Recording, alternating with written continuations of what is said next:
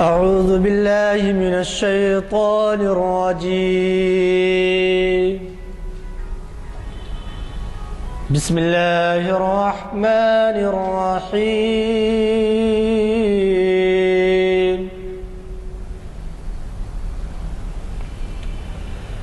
والسماء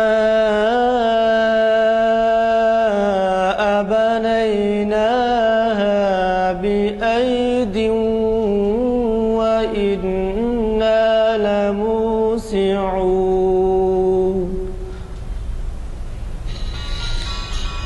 والأرض فرشناها فنعم الماهدون.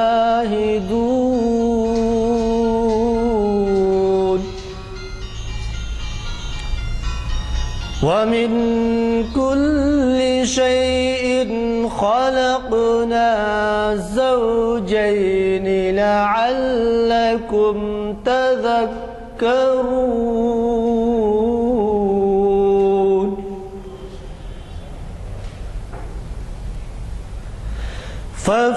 ففروا إلى الله إني لكم منه نذير مبين. ولا تجعلوا مع الله إلها آخر إني لكم منه نذير. إني لكم منه نذير مبين. كذلك ما أتى الذين من قبلهم من رسول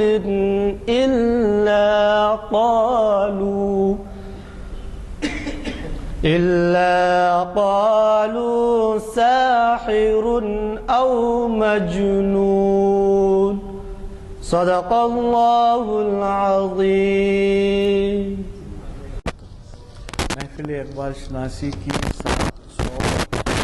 738ویں نشست 738 جامع مسجد عالیہ کے کانفرنس ہال میں منعقد ہو رہی ہے. آپ سب کا دلی خوش آمدید.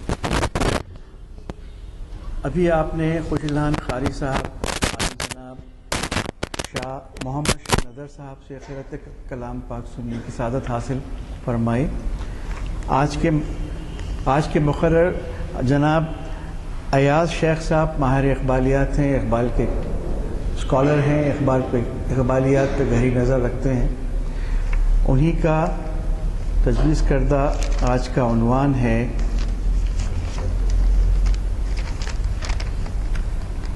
مسجد خرطبہ ایک تجزیاتی تحسین. آپ کی اجازت سے ایک دو اشعار بیچارہ شاہ اقبال کے میں گوش گزار کرتا ہوں، پھر جناب کو تقریر ہم سفر میرا تھا تخیل جو، ہم سفر میرا تھا تخیل جو، ہم سفر میرا آسماں پر ہوا گزر میرا، آسماں پر ہوا گزر میرا، اڑتا جاتا تھا اور نہ تھا کوئی، اڑتا جاتا تھا اور نہ تھا کوئی، جاننے والا چرخ پر میرا، جاننے والا چرخ پر میرا تارے حیرت سے دیکھتے تھے مجھے، تارے حیرت سے دیکھتے تھے مجھے، راز سربستہ تھا سفر میرا، راز سربستہ تھا سفر میرا، حلقہ صبح و شام سے نکلا، حلقہ صبح و شام سے نکلا، اس پرانے نظام سے نکلا، اس پرانے نظام سے نکلا، کیا سناؤں تمہیں ارم کیا ہے، خاتم آرزوئے دید و گوشت، شاخ طوبیٰ پہ نغم ریز طیور، بے حجابانہ حور جلوہ فروش، کیا سناؤں تمہیں ارم کیا ہے، خاتم آرزوئے دید و گوشت، تھا تخیل جو ہم سفر میرا، آسماں پر ہوا گزر میرا، تھا تخیل۔ میں گزارش کرتا ہوں علی جناب مقرر صاحب سے، الشیخ ہے ہماری محفل اقبال شناسی کی جو 738ویں نشست ہے، یہ آج بروز چہارشنبہ 18 دسمبر 2013 عیسوی مطابق 14 صفر 1435 ہجری یہ منعقد ہو رہی ہے۔ اور آج کے ہمارے مہمان کے بارے میں کچھ کہنا چاہ رہا تھا آپ کو۔ وہ مہمان جو ہیں ہمارے اس سے پہلے بھی ہمارے پاس خطاب کر چکے ہیں کہ دلی میں ایک بہت ہی بڑی سینٹرل نیوز ایجنسی ہے UNN، کہ UNN سے متعلق ہیں اور ہندوستان کے تقریباً تمام بڑے شہروں میں انہوں نے اقبالیات پر لیکچر دیے ہیں۔ اس سے ہٹ کے ہمارے ہاں بھی ان کے لیکچر ہوئے ہیں، 2 ہوئے میں سمجھتا ہوں، 2 یا 3 لیکچر یہاں 2 ہوئے۔ یہ ہمارے وہاں بھی اس سے پہلے 2 مرتبہ لیکچر دے چکے ہیں۔ اب کیا ہوا یہ کہ وہ ضیاء الدین نیر صاحب نے یہ عنوان تجویز کیا تھا اور انہی کا نام بلیٹنز میں چھپا ہے، لیکن بدقسمتی سے وہ کچھ مصروفیت کی وجہ سے نہیں آ سکے، اور انہوں نے انتخاب اپنے جانشین کا ایسا کیا ہے کہ ہم ہمیشہ منتظر رہتے ہیں ان کو سننے کے لیے۔ یہ مڈل ایسٹ میں بھی آپ کئی شہروں کے نام لے سکتے ہیں، مخاطب کر چکے ہیں، اور ان کا خطاب جو ہے بہت ہی اہم مقامات سے رپورٹ کیا جاتا ہے اور اخبارات میں اس کو نمایاں جگہ دی جاتی ہے۔ تو میں ان سے گزارش کرتا ہوں کہ وہ تشریف لائیں، اور اس سے قبل آپ سے صرف یہ گزارش کرنا چاہوں گا کہ ہمارے اگلے بلیٹنز چھپ کے آ گئے ہیں، جن کو نہ ملے ہوں لے لیں، 2 لیں 4 لیں، اور اس کو جو ہے اپنے ساتھیوں میں تقسیم کریں اور ترغیب دیں لوگوں کو آنے کی۔ میں آپ سے بھی یہ گزارش کرنا چاہوں گا کہ آپ کبھی یہ مس کر دیں تو اس میں جو ہے اس بات کا خیال رکھیے کہ ہمارا ویب سائٹ جو ہے وہ ویب سائٹ پہ آپ گھر میں دیکھ سکتے ہیں، دوسرے دن تیسرے دن کبھی بھی دیکھیے، اور باہر سے بھی لوگوں کو آپ ترغیب دے سکتے ہیں کہ ہمارے ویب سائٹ پہ ایسے عنوانات اور ایسے خطابات کو دیکھیں۔ تو میں گزارش کرتا ہوں ایاز صاحب سے کہ وہ شینشین پر تشریف لائیں اور ہمیں مخاطب. فخر موجودات محمد مصطفیٰ صلی اللہ علیہ وسلم پر اور آپ تمام حاضرین اور مسجد عالیہ کی ویب سائٹ، محافل عالیہ کی ویب سائٹ اور یوٹیوب کے ذریعے ہزاروں کی تعداد میں دیکھنے والے سامعین اور ناظرین کی خدمت میں السلام علیکم ورحمۃ اللہ وبرکاتہ. آج مجھے جو عنوان دیا گیا ہے وہ تو ہمارے اقبالیات کے ماہر ضیاء الدین نیّر صاحب کو اس تعلق سے ان سے آپ کو استفادہ کرنا تھا، لیکن چونکہ مجھ پر انہوں نے ذمہ داری ڈال دی، اور جہاں تک کہ غلام یزدانی صاحب ایڈوکیٹ ہمارے میں ان کو نہ اپنا سرپرست مانتا ہوں بلکہ ان کی خواہش حکم کا درجہ رکھتی ہے، تو میں حاضر ہوا ہوں. میں ایک اقبالیات کا ایک طالب علم ہوں. اپنی طالبانہ کاوش سے جو کچھ اس نظم کے تعلق سے مجھے سمجھ آئی ہے، جو تحسین ممکن ہو سکے آپ کے سامنے پیش کروں گا. سب سے پہلے میں نظم کے کچھ اشعار آپ کو پڑھ کے سناتا ہوں تاکہ آپ خود اندازہ کر سکیں گے کہ اس نظم میں کیا ہے اور میں کیا کہنا چاہتا ہوں. ویسے اقبال کی کوئی نظم کسی تجزیے اور تعارف کی محتاج نہیں ہوتی، بلکہ وہ اپنا سامع سے اور قاری سے اپنا تعارف خود کرواتی ہے. مسجد قرطبہ. سلسلہ روز و شب نقش گر حادثات، سلسلہ روز و شب اصل حیات و ممات، سلسلہ روز و شب تار حریر دو رنگ، جس سے بناتی ہے ذات اپنی قبائے صفات. سلسلہ روز و شب ساز ازل کی فغاں، جس سے دکھاتی ہے ذات زیر و میں ممکنات. تجھ کو پرکھتا ہے یہ، مجھ کو پرکھتا ہے یہ، سلسلہ روز و شب سیرفی کائنات. تو اگر ہو کا معیار، میں ہوں اگر کا معیار، موت ہے تیری برات، موت ہے میری برات. تیرے شب و روز کی اور حقیقت ہے کیا، تیرے شب و روز کی اور حقیقت ہے کیا، ایک زمانے کی رو جس میں نہ دن ہے نہ رات. تند و سبک سیر ہے گرچہ زمانے کی رو، عشق خود ایک سیل ہے سیل کو لیتا ہے تھام.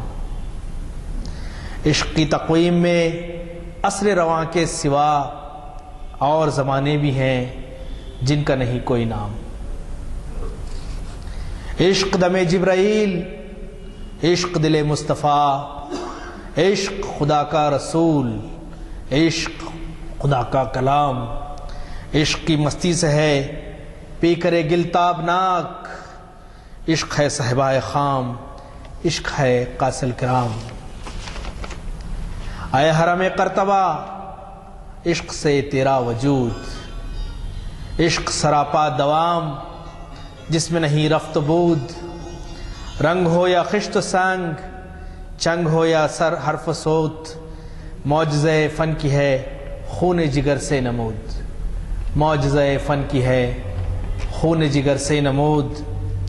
کافر ہندی ہوں میں دیکھ میرا ذوق و شوق، کافر ہندی ہوں میں دیکھ میرا ذوق و شوق.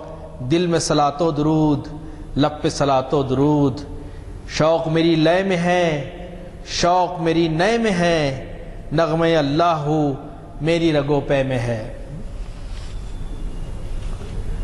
تجھ سے ہوا آشکار بندہ مومن کا راز، اس کے دنوں کی تپش عشق شبوں کا گداز.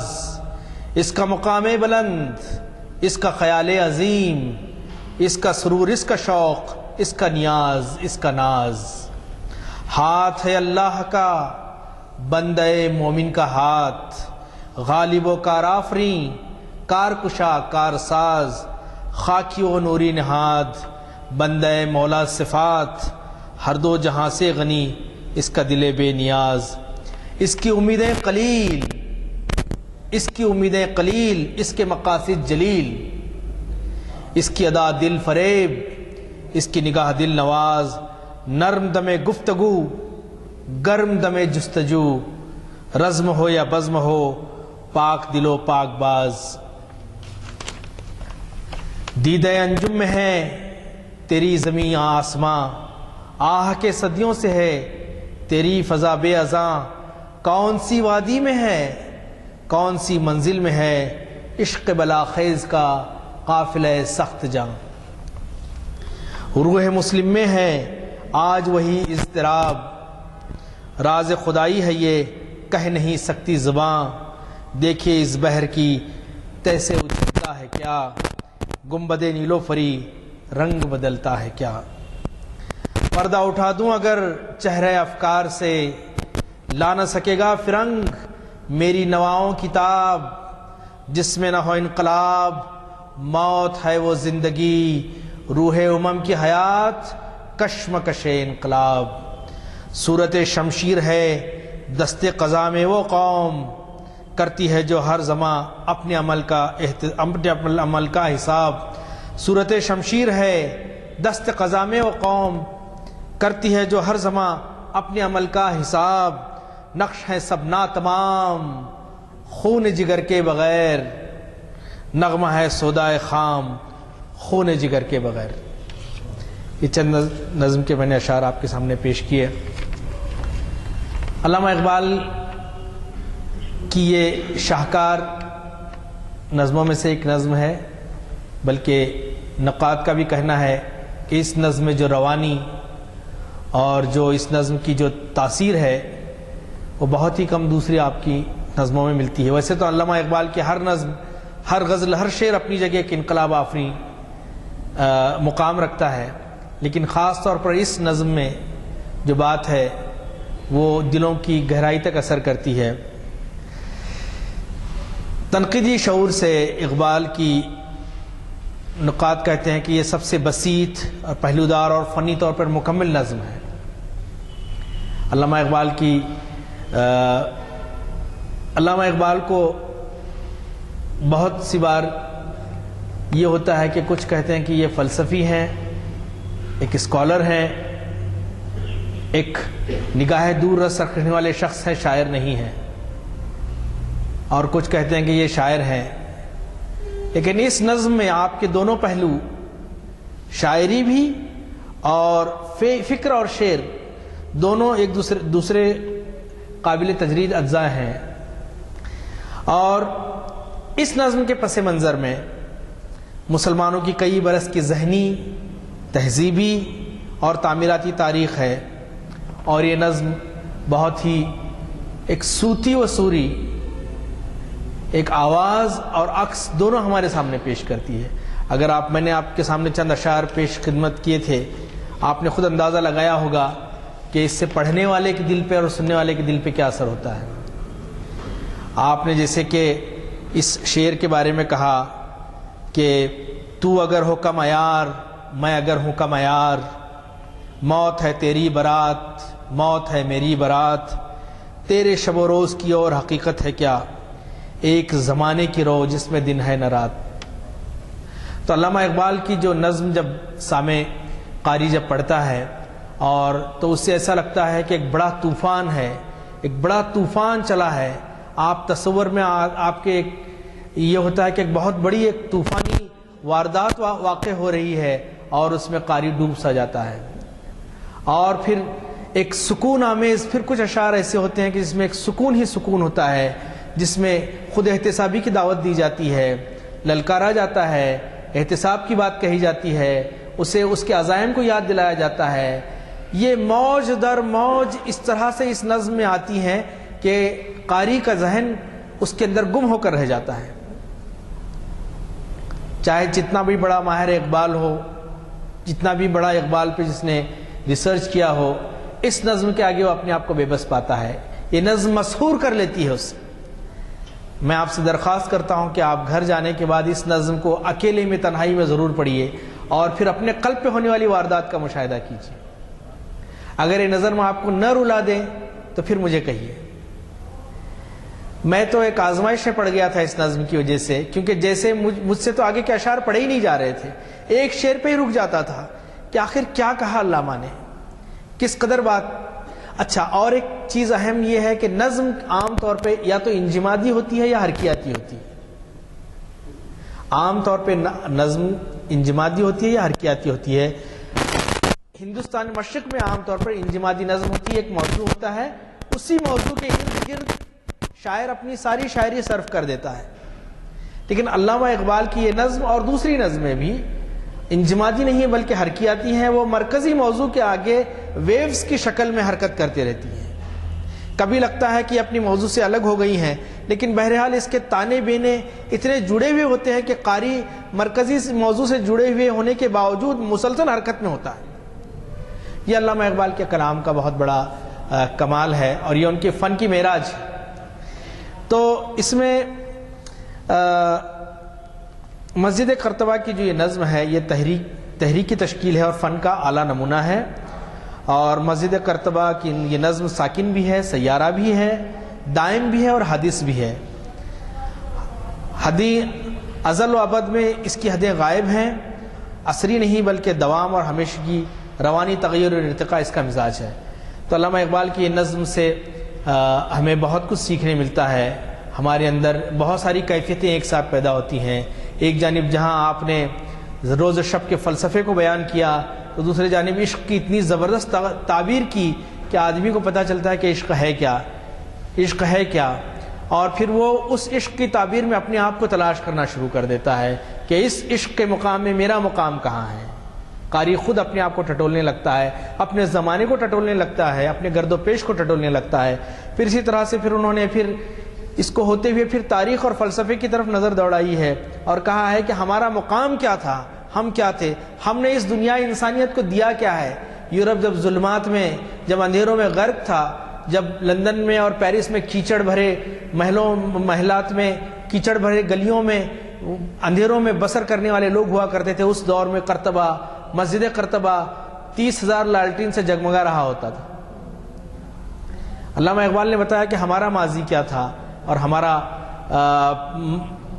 پیش کیا ہے، حال کیا ہے، اور پھر اسی کے اندر ایک لطیف پیرا میں بیان کر دیا کہ تمہارا مستقبل کیا ہونا چاہیے. پھر علامہ اقبال نے سلسلہ روز و شب کی بہت ہی اچھی تعبیر کرتے ہوئے کہا کہ زمانے اور عشق کے دو تیز دھاروں سے، زمانہ ہے اور عشق ہے، یہ دو تیز دھاروں سے مسجد قرطبہ کا وجود ابھرتا ہے. ایک جانب زمان ہے، دوسری جانب عشق ہے. عشق زمان و مکان کا محتاج نہیں ہے. پھر علامہ اقبال کا یہ شعر تو خاص طور پہ قاری کو ایک سوچنے میں مجبور کر دیتا ہے. وہ کافی دیر تک اس میں محو ہو جاتا ہے کہ عشق خود ایک سیل ہے، عشق خود ایک طوفان ہے، خود ایک طوفان ہے اور وہ طوفان کو تھام لیتا ہے. جس طرح کے بڑی موجیں چھوٹی موج کو اپنے اندر سمو لیتی ہیں، اسی طرح سے عشق کا جو سیل ہے یہ اپنے اندر اس موج کو، اس سیل کو، اس طوفان کو، اس سیلاب کو سمو لیتا ہے. اور پھر علامہ اقبال نے بارہا خون جگر کی بات کہی ہے. خون جگر کو بعض نقاد بشمول حنفی صاحب عام طور پہ کہتے ہیں کہ یہ خلوص و وفا لیا گیا ہے، لیکن دراصل خون جگر خلوص و وفا نہیں ہے بلکہ کاوش و تخلیق کا مترادف ہے.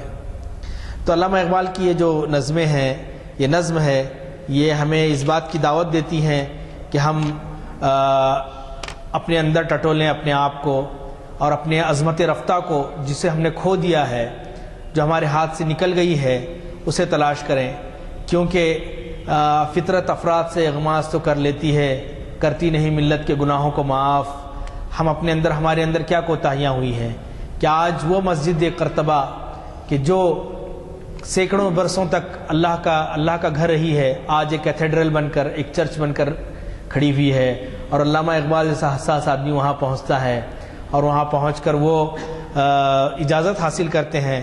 اجازت حاصل کرنے کے بعد آپ وہاں پر نماز ادا کرتے ہیں اور پھر وہاں پہ آپ نے یہ مارکۃ الآراء نظم لکھی. یہ نظم زندہ و تابندہ ہے. یہ نظم قاری کو جھنجھوڑتی رہے گی.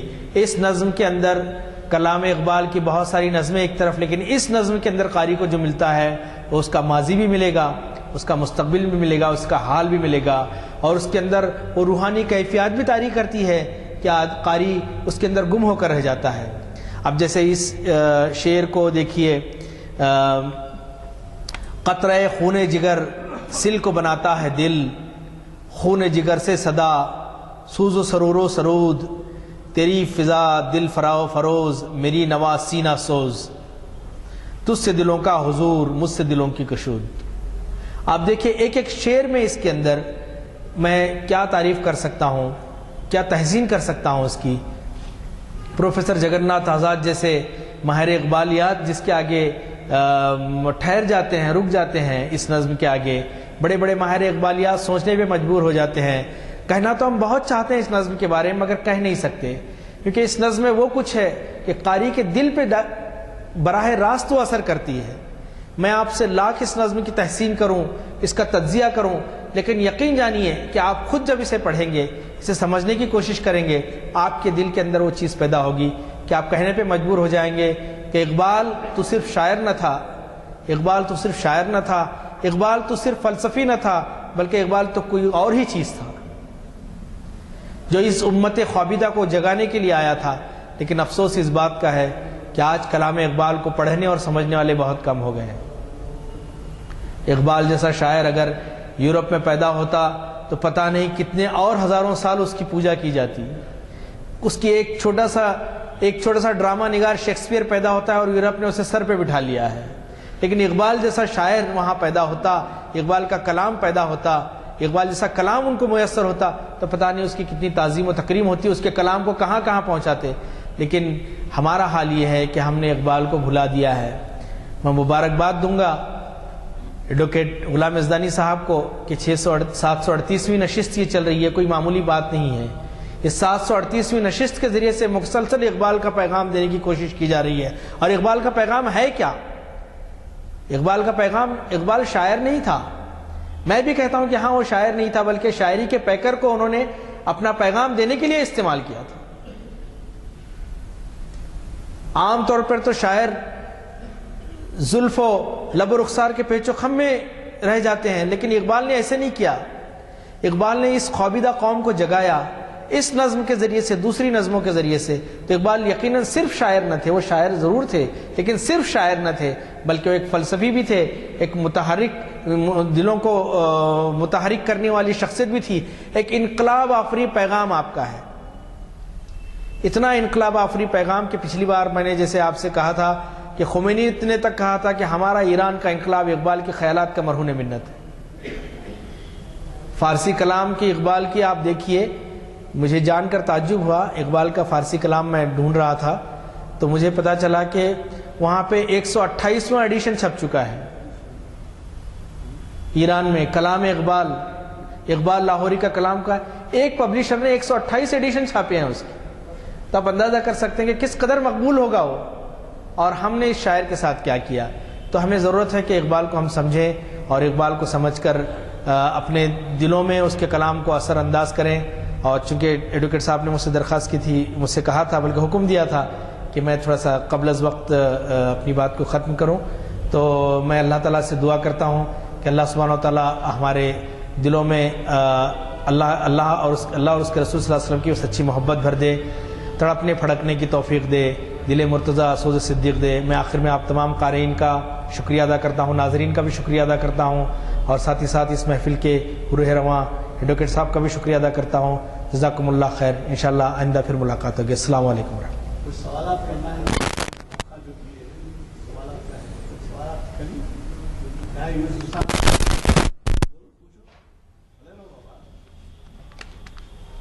جی فرمائیے۔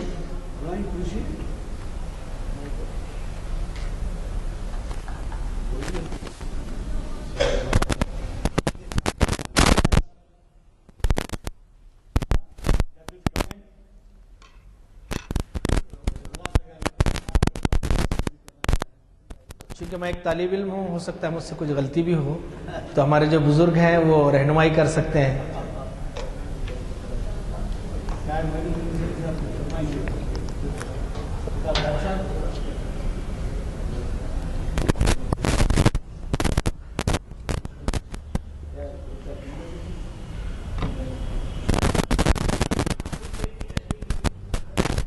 ٹھیک ٹھیک ٹھیک ٹھیک نقش ہے سب ناتمام خون جگر کے بغیر، نغمہ ہے سودائے خام خون جگر کے بغیر. جیسے کہ میں نے پہلے کہا کہ میں جو سمجھ سکا ہوں وہ بیان کروں گا. اقبال کے اشعار کی تشریح کرنا کسی کی بھی بس میں نہیں ہے. اقبال نے کیا کہا تھا، یوسف سلیم چشتی بھی بے بس نظر آتے ہیں. تو خون جگر جب تک کہ ہماری کاوش کا آخری درجہ کسی چیز کے پرفیکشن میں نہ لگ جائے تب تک وہ چیز پرفیکٹ نہیں ہوتی، مکمل نہیں ہوتی. جیسے اقبال نے ایک اور جگہ بھی کہا تھا کہ عشق بتاں سے ہاتھ اٹھا اپنی خودی میں ڈوب جا، نقش و نگار غیر میں خون جگر نہ کر تلف. تو خون جگر یعنی کہ آپ کی ایکسٹریم اسٹرائک، آپ کی جو درجے کی جو کوشش ہوتی ہے وہ. اب یہاں نقش سے مراد عالم جو ہم عالم دیکھ رہے ہیں یہ نقش ہے، ساری چیزیں سب نقش ہیں، چاہے وہ افراد ہوں، چاہے دنیا ہو، چاہے دوسری چیزیں ہوں. تو علامہ اقبال کہتے ہیں کہ جب تک کہ کسی نقش میں، کسی فن پارے میں اس کا خون جگر، اس کی آخری درجے کی کاوش نہ لگے وہ ناتمام رہتا ہے، وہ کمپلیٹ نہیں ہو سکتا. یعنی کہ سرسری طور پہ کی جانے والی کوشش کے ذریعے سے جو نتیجہ حاصل ہوتا ہے وہ کبھی پرفیکٹ نہیں ہوتا، بلکہ اس کے لیے آپ کی آخری درجے کی انت تک بغیر رکے، بلکہ اس کے اندر اپنی ساری کاوشیں لگ جائیں تب جو رزلٹ آتا ہے وہ پرفیکٹ ہوتا ہے. پھر اس نے کہا کہ نغمہ ہے سودائے خام خون جگر کے بغیر. خام سے مطلب ہم جو ہمارا جو نغمہ ہے، جو صوت ہے، جو آواز ہے نکل رہی ہے، اس کے اندر اگر ہمارا دل کا خون جگر شامل نہ ہو، ہمارے دل کی اس کی آخری کوشش یا اس کے اندر اپنا وہ سوچ شامل نہ ہو. ایک چیز سے ہم سرسری طور پہ کوئی بات کہہ دیتے ہیں، لیکن دوسری چیز اسے درد کے ساتھ ہم جب بیان کریں اس کا اثر کچھ اور ہی ہوتا ہے، اس کا سوز کچھ اور ہی ہوتا ہے. اسی لیے علامہ اقبال نے کہا نقش ہے سب ناتمام خون جگر کے بغیر، نغمہ ہے سودائے خام. ایک اچھی چیز ہو جاتی ہے اگر آپ کا خون جگر شامل نہیں ہے آپ کے نغمے میں تو بس ایک بے سرا نغمہ بن جاتا ہے، وہ پرفیکٹ نہیں ہوتا. میں نے سمجھا ہے، ہو سکتا ہے کہ اس سے بہتر آپ بھی سوچ سکیں انشاءاللہ. ایک سوال میں کرنا چاہوں گا. جی ہمارے ہاں جو اردو رسائل ہوتے ہیں، جی اخبارات نکلتے ہیں، جی جی مجھے نہیں ہے لیکن میں یہ سمجھتا ہوں کہ شاید دنیا میں کسی اور جگہ سے نہیں نکلتے، حتیٰ کہ پاکستان میں بھی شاید نہیں نکلتے بے شک. تو ہمارے جو بھی ایجنسیز ہیں جی یا اردو کے صحافت کے ادارے ہیں، جی ان لوگوں کی کوئی متحدہ کوشش بھی ہونی چاہیے کہ اقبال کے پیام کو سہل بنایا جائے اور عام کیا جائے. ایسی کوئی کوشش آپ کے انجمنوں میں یا آپ کی تنظیم ہے کوئی آل انڈیا لیول کی؟ اگر نہیں ہے تو اس کے بارے میں کچھ سوچنا مناسب ہوگا، یا اگر سوچے تو کچھ بتا دیجیے. نہیں سوچے. آپ نے بہت صحیح فرمایا کہ سب سے زیادہ اقبال کے اشعار کو استعمال کرنے والے یہی اخبارات ہیں، بلکہ بے دریغ استعمال کیا جاتا ہے. لیکن مسئلہ یہ ہے کہ ابھی حال میں چونکہ میں ایک نیوز ایجنسی سے وابستہ ہوں اور تقریباً 160 سے زیادہ ویکلی اور ڈیلی رسالے ہیں، علامہ اقبال کے یوم پیدائش پہ صرف 10 یا 12 اخبارات نے ان کے تعلق سے کوئی مضمون شائع کیا، جبکہ رجسٹرڈ اخبارات ہندوستان میں 3500 کے قریب ہیں. تو یہ اس سے زیادہ ہماری احسان فراموشی اور کیا ہو سکتی ہے کہ جس اردو کے نام کے ساتھ ہی جو مترادف لفظ آتا ہے وہ اقبال آتا ہے. آپ کسی بھی غیر مسلم سے بات کریں یا تو غالب کہے گا یا اقبال کہے گا اردو کے ساتھ. لیکن افسوس اس بات کا ہے، اور جو انجمنیں ایک زمانے میں بنی تھیں اور بہت سارا کام ہو رہا تھا وہ کسی وجہ سے رک گیا ہے. اور سب سے بڑی بات یہ ہوتی ہے کہ لوگ یہ کہتے ہیں کہ اقبال کا کلام بہت زیادہ فارسی آمیز ہے اور اسے سمجھنے میں مشکل ہوتی ہے. اسے بہت آسان کر کے پیش کیا جا سکتا ہے. اس کی اچھی مثال میں آپ کو دوں کہ بنگلور میں میرے ایک دوست ہیں اور وہ اقبالیات کو کنڑ زبان میں کنڑ حلقوں میں اس کے لیکچرز ہو رہے ہیں ان کے.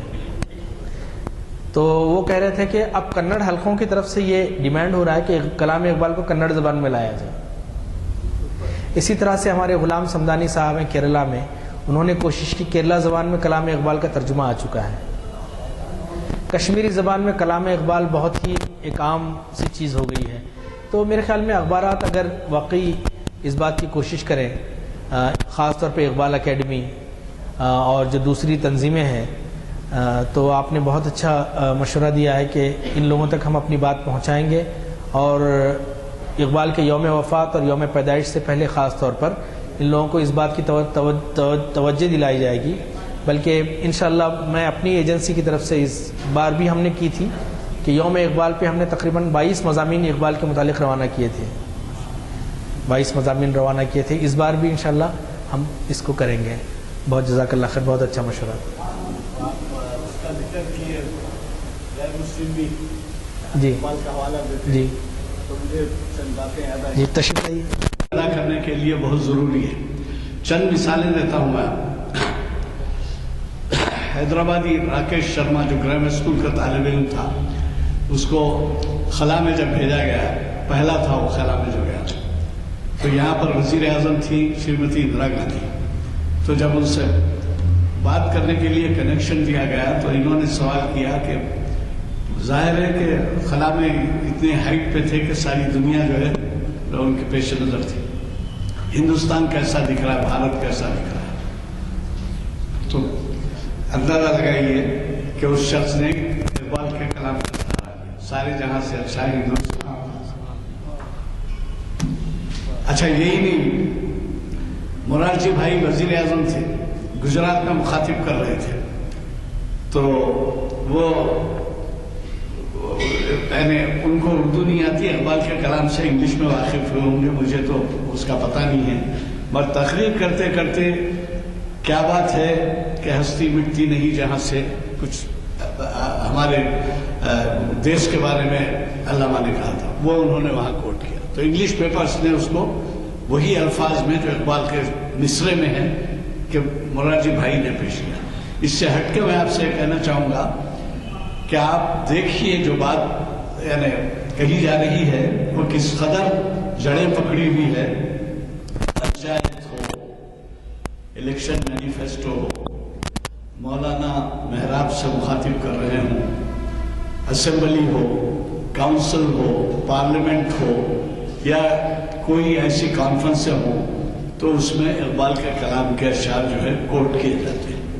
اور کوئی دوسرے شاعر کے میں نام نہیں لوں گا جو شاعر اس سے یعنی ہم زمانہ رہے ہوں یا یہ ان کے چاہنے والے کلیم کرتے ہوں کہ یہ بھی اس لیول کے ہیں، تو ان کے اشعار شاید ہی کوٹ کیے جاتے ہیں. لیکن اقبال کے یعنی irrespective کہتے ہیں، irrespective of religion, language یا کوئی ان کے کلام کو کوٹ کرتا ہے. تو یہ جو ہے ان کی عظمت ہے، اور میں مشکور ہوں آپ نے جو تجویز کیا ہے کہ ہم اس کو لے بڑھیں گے آگے. ایسے مشورے کو اگر کریں تو ہمارے لیے بڑی خوشی کی بات ہوگی. دعا فرمائیے. ناصر صاحب کچھ. اللهم صل على سيدنا محمد وعلى ال سيدنا محمد وبارك وسلم. ربنا آتنا في الدنيا حسنة وفي الآخرة حسنة وقنا عذاب النار. رب اغفر وارحم وأنت خير الراحمين. سبحان ربك رب العزة عما يصفون وسلام على المرسلين والحمد لله.